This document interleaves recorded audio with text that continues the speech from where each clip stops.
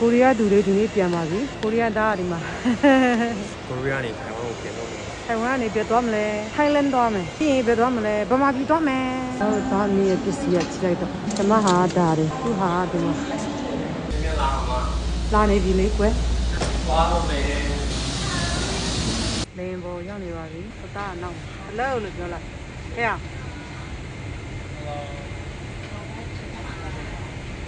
လူလောကကြီးမှာလူချင်းဖြစ်ခွင့်ရတယ်ရှင်နေတဲ့ဒီကာလကိုကျမတို့လှုပ်လှုပ်တဲ့နေရာမှာနွားလိုလှုပ်ပြီးတော့ခရီးထွက်ပြီးပျော်မယ်လို့ relax လုပ်တော့မယ်ဆိုတဲ့အခါမှာဘယင်လိုပဲနေမယ်ဘယင်လိုစားမယ်ဘယင်လိုသွားမယ်ဘယင်လိုစီးမယ်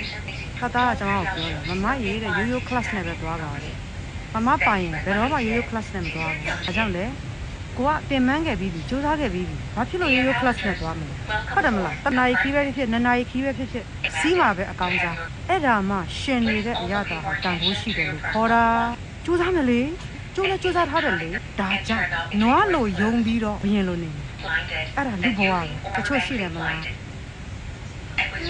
လူဆိုတာတေမျိုးကြီးပါဘာလို့မလဲအဲ့လောက်ကြီးစူးစမ်းပြီးတော့အဲ့ဒါကရှင်းရှင်းပြောရင်တဲ့ပြောရရင်စောက်သုံးမကြတဲ့လူပြောတဲ့စကားစောက်ဖြစ်မရှိတဲ့လူပြောတဲ့စကားသူ့ဘဝကိုတာယာအောင်ဘယ်လိုစူးစမ်းမလဲဆိုသူမစဉ်းစားထားစူးစမ်းပြီးအောင်မြင်နေတဲ့လူကိုလည်းဆရာတင်ရမယ်မလဲမသိဘူးသိရမလားနော်စောက်ဆမ်ရှိစောက်ချီစားသူများကိုကိုယ်ရမှလည်းမသိဘူးလေးစားမှလည်းမသိဘူးဖားရမယ်မှလည်းမသိဘူးဖားစရာတော့မလိုပါဘူးဆရာတပည့်ကတပည့်ပဲလေဆရာကိုဆရာနေရာမှာပဲထားရမှာပဲတပည့်ကတပည့်နေရာမှာပဲနေရမှာပဲတပည့်လို့ခံယူနေတဲ့အခါမှာတော့ဆရာကိုလာပြီးအခမ်းလို့မရဘူးဆရာဖြစ်တဲ့အခါမှာဆရာပြန်လို့အဲ့ဒါလေးလာပြောပြတာချစ်တယ်နော် I love you ဟောနေကျမဘာဖြစ်လို့မှတ်အုပ်ထားလဲဆိုတော့